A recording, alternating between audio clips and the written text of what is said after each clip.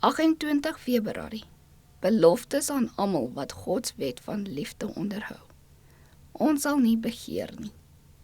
Jy mag nie jou naaste se huis begeer nie. Jy mag nie jou naaste se vrou begeer nie, of sy dienskneg, of sy diensmaag, of sy os, of sy esel, of iets wat van jou naaste is nie. Eksodus 20 vers 17. Die laaste gebod verbied hebsug, elke selfsugtige begeerte, elke graad van ontevredenheid, elke oneerlike daad, elke selfsugtige bevrediging, versterk en ontwikkel 'n karakter wat die Christelikheid in die mens sal vernietig en die poorte van die Godstad teen hom sal sluit.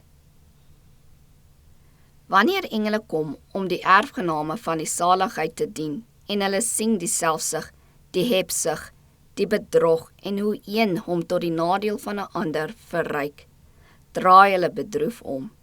Daar is geen beter manier om die Here te verheerlik en die waarheid te vereer, as om ongelowiges te laat sien dat die waarheid 'n groot werk in die lewens van mense gedoen het, wat van nature hebsugtig en gierig was nie. As mense kan sien dat die geloof van sulke mense hulle karakter gevorm en hulle van oneerlike, selfsugtige, bedrieglike, geldgierige mense verander het in mense wat graag goed wil doen, wat na geleentheid soek om hulle middele te gebruik om diegene te seën wat daar behoefte aan het, wat die weduwees en wese in hulle verdrukking besoek en hulle self vlekkeloos van die wêreld bewaar, sal dit bewys dat hulle godsdiens opreg is. Diegene wat beweer dat hulle wag en waak vir die verskyning van hulle Here, moet hulle belydenis nie veronteer deur mense af te dwing en vas te skop vir die laaste sent nie. Sulke vrugte groei nie aan die Christelike boom nie. Die 10de gebod tref alle sonde in die wortel en verbied die selfsugtige begeerte waaruit die sondige daad spruit.